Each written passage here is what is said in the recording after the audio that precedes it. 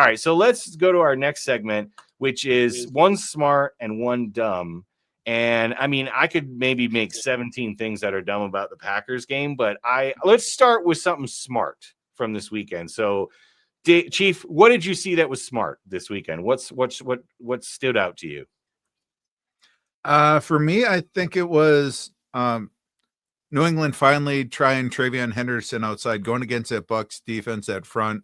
They're strong in the middle. That 55-yard run that he had was up the middle, which is quite surprising to see them burst. But yeah, when they finally gave it to him outside, and what do you know? He's really fast, shifty, and whatnot. And the fact that he, like I alluded to before, he's looking over to the coach saying, "Can I get the touchdown, or do you want me to just kneel it?" I thought that was smart of him. Just be like, "All right, I'm kind of in the doghouse. I don't want to tick off the coach. So what do you want me to do?" So it's one of those, it's just an odd play. You don't see it that often, but I thought that was kind of smart of him just to make sure that, I have all the time in the world to get this touchdown. What should I do, coach? I thought that was kind of smart. I don't feel like the Patriots were really on their game against the Bucs. They had some decent plays, but like you said, they kind of pulled away at the end. I think that just shows how good of a coach team they are now with Vrabel. Like Vrabel has completely turned them into a team that knows how to close out games. And that's what good coaches do. So, yeah, I agree with that. All right, Hype, what was one smart thing you saw this weekend? I saw no smart things, but I have like 85 dumb things. Okay. All right, well, we can skip you on the smart We'll things. just... Packer fans aren't familiar with smart things. No, we're not. We actually are not. We can't recognize that. We're not sure what exactly it is. Maybe I'll have 1.5 dumb things. Number one, the Giants not spying Caleb Williams. Now, I don't want to take from Caleb Williams' performance at the end of the game. He did great. He did what you needed to do. He was like, hey, I'm going to be decisive. I'm either going to scramble around and look for that open pass. And he made a couple of nice passes, and then he just went for it. And he has this instinct to just go. And with the Bears, like, you can't let that happen. The Giants just allowed it to happen. And I guess I could say the smart thing was Caleb Williams just deciding to run, and just use his legs. Actually, that is true. When I was watching the game, I thought about this. Caleb Williams, he wants to be a pocket passer first. He doesn't want to be necessarily a scrambler. But in these situations, there's something that clicks in his head, and he just goes, and then he just takes off. And whatever that thing he's doing, he should do that all the time. Not maybe take hits or anything, but he's really dangerous when he does that, because he's a better runner than he is a passer. Even though he's a better passer than Justin Fields, but he has a little bit of that same danger in him where he can just pull the ball down and he escapes the pocket really fast. So, Packers did something good. But anyways, even though I hate the Bears, I'll give them props. You know what I mean? It's a love-hate relationship. Yeah. And so that's the smart thing by Caleb Williams. But the Bears should have spied him. They should have, put somebody down there to kind of stop him as he went. Yeah. You know what's dumb is how many backup quarterbacks the Bears have got to play this year. It's an enormous amount of backup quarterbacks. And I still count Geno as a backup, by the way. Hey, now Russ was started week 1, so he's a starter, baby. Oh, that's true. I guess you did play a backup in Jackson, but I'm just saying. No. Oh, my God. The refs finally called false starts on the Eagles line. Wow. All right. Let's not talk about it. Hold on. We'll get to that. I'm okay. Also so my smart thing was Caleb Williams. Do I get to do dumb now, or do we wait? Am I waiting? Oh, you did dumb and then you did smart. You messed it all up. That's fine. I'll be like you said, Packer fans, they don't know what smart is. Yeah. All right. I'm going to go now. So my smart thing is, and I called this at the beginning of the year. Now, I called it after the San Francisco game, but it took 1 week too long. I said Brian Daboll would lose his job, because I knew he was not going to get the most out of Jackson Dart. Now, to be said, Jackson Dart has been very effective in this New York Giants offense, but almost in the case where they're running him too much, which is how he got that concussion and then got that fumble in that game.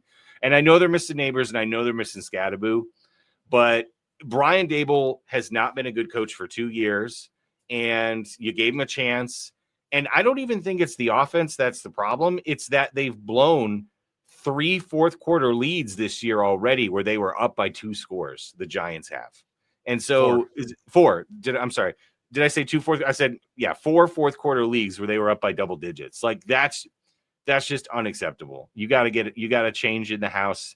I know a lot of people are saying Daboll's doing a good job. I think if you're the Giants franchise, like I said, Robert Saleh. Go get Robert Saleh. Get him off the 49ers. Bring him back to New York just to stick it to the Jets, because I guarantee you he'll fix that defense. Jackson Dart looks like the real deal. Scatterbo looks like the real deal. We know Neighbors is already the real deal. Those three weapons will help you win a lot of games. Make that defense good. Yeah, I think firing Dable was a very, very smart move. Yeah, Saleh could even bring another offensive coach from the 49ers system and just run that, because what do the 49ers do? They rely on running backs, throwing to the running backs, West Coast offense. That's what Jackson Dart should be running. Yeah, I could see him getting it. I could also potentially see the Ravens offensive coordinator, Shane Munkin, I believe it is, getting a shot at the job. But I think getting rid of Dable was the right move. And Giants, just so you know, whoever you hire is going to beat the Packers next week. So, you're going to get that new coach bump. So good luck. Coach, yeah. Whenever they bring in a new coach, they usually play well. Unless even the Titans played better with their new coach that week. They've been playing better since they got their quote-unquote interim coach. They still stink. But they've been in games at the very least, right? All right, now I'm going to go to my dumb thing, and it's going to be really quick. Any sports writer that votes for a quarterback instead of Jonathan Taylor for MVP is so dumb they should have their credentials taken away from them. They should have your credentials taken away. And anybody who did not vote for Saquon Barkley last year should have their credentials taken away from them and be allowed to vote for MVP. This thing where running backs have to set all-time records, where quarterbacks just have to have their third best season ever to win an MVP, is ludicrous. Get it out of here. Jonathan Taylor is by far the MVP in the NFL right now. And if you think different, I can't help you. If you watch him run the ball, he's literally like Barry Sanders for real. He's just making guys. If there's one guy there, there's no way he's tackling him. Saquon had a lot of yards last year because he was getting so many yards before contact, even with that offensive line. And the Colts offensive line is good. But how many runs has Jonathan Taylor broken where he's made 2 or 3 guys miss, or he's bounced off 2 or 3 guys, and then he just goes 70 yards, right? His yards after contact is unbelievable. His speed is unbelievable. His strength is unbelievable. He's the best running back in the game. He's doing even better than Saquon Barkley did last year at this time, guys. He's doing even better. With the offensive line that's good, but not quite as good. The Eagles' offensive line, not like the Eagles was last year, not as dominant as the Eagles was. No, the Colts is still good. But yeah, Jonathan Taylor is the runaway MVP. Not Daniel Jones, like somebody on this program suggested at one time, but it's definitely yes, that was me. Yes, it was. But this is the thing, though. At that time, Daniel Jones was playing like he should have been the MVP. It's now changed. It is different. I don't know. Okay, agree to disagree. But that's my. What are you talking about? He was literally the number 1 QBR quarterback, number 1 in so many categories. The last 2 or 3 games, he's been not that good. Well, also, Jonathan Taylor was number 1 in 3 or 4 categories at the same time, and that's kept up despite the fact that Jones has played bad. So Jones played good off of Taylor. Taylor plays good off of himself. That's a weird sentence. No, I agree.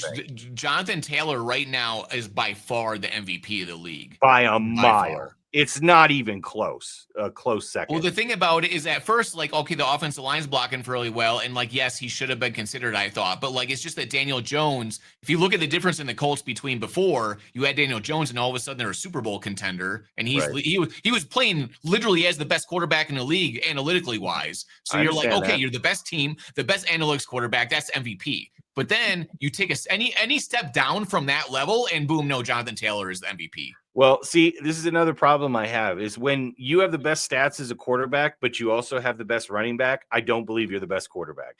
Just like when Brock Purdy puts up all these numbers and Christian McCaffrey has 797 yak yards by himself, and that accounts for 30% of your passing yardage on the season.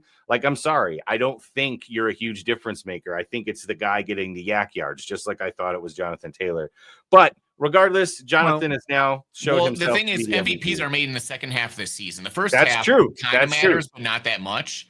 No, you're right. We'll see what happens. The last 3 games of the season is huge. All these guys that have won recently in the last 5, 6 years, 7 years. Even Aaron Rodgers passed up Tom Brady that 1 year in the last 2 weeks. Yeah. Well, I think a big part of it too is your team has to be the 1 or 2 seed. You can't be the 6 seed and win the MVP. Now, to be fair, I think Adrian Peterson and the Vikings, when he won it, they were like the 6th seed. Yeah, but he also got 2,000 yards that year, which was the first in like a very, and their very passing long offense time. wasn't that great at all. Yeah, they had Christian Ponder at quarterback or something like that, I believe, that year. Was that and right? visually, Christian he just Ponder? ran guys over so much. Yeah. Your eyes just told you, like, Yeah. this is really cool. And Jonathan Taylor's just running by guys, So yeah, JT is definitely killing But it. But his highlight reel is amazing. I mean, you have to watch it on slow mo. You have to slow it down because he takes that one foot in the ground and boom, and he's gone. And in real time, it just looks like he's fast, but he's not just fast. He's also extremely agile and smart.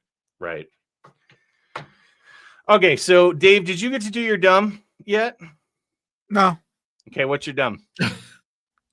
My dumb, Bo Nix. He's continuing to hyper target his college teammate Troy Franklin to the point where it's detrimental to their offense. Ooh. He needs to go back to Cortland Sutton more because when he involved Sutton earlier in the first part of the season, they were putting up more points. Now, so since week 7, Franklin has been 3 completions on 10 targets for only 19 yards and a tutty. 6 of 8 for 89, 2 touchdowns. That's a good game, but that was Dallas.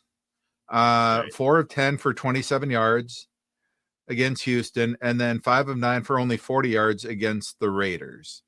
So you're giving them a lot of targets, but you're not really getting very many. You're not getting the completion percentage. The efficiency is crap, unfortunately. And the first half of the season, or the first part of the season, the first quarter, when they played against the Eagles, it was a tough game. Targeting Cortland Sutton the equal amount. He actually got 100-yard games. He got 89 yards and 90-yard game in the first 5 weeks. Franklin still hasn't reached 100 yards, and he's getting a lot of the targets. And it's their offense stinks. The passing game stinks. Go back to what worked. Go back to Cortland Sutton. He might not sound like he's the most exciting guy out there, but he's a solid NFL X. You know what? I actually want to try to find that thing that I texted you guys earlier today about the Broncos and like why nobody's afraid of them. The teams that they beat are duty. Yeah. So this is just a little fun fact about the Denver Broncos. Here it is. So the Broncos have beaten the 3-6 Bengals, when the Raiders by 3 when Geno Smith was terrible. They beat the 3-5 Texans by 3. Now, David Mills did play good this week, but again, that's with Davis Mills, right? They beat the 1-7 Jets with Justin Fields. They beat the 2-7 Giants, right? Jackson Dart in that game where the Giants absolutely folded. They beat them by 1 point. And they beat the 1-8 Titans by less than a score. So, like, those are all bad teams.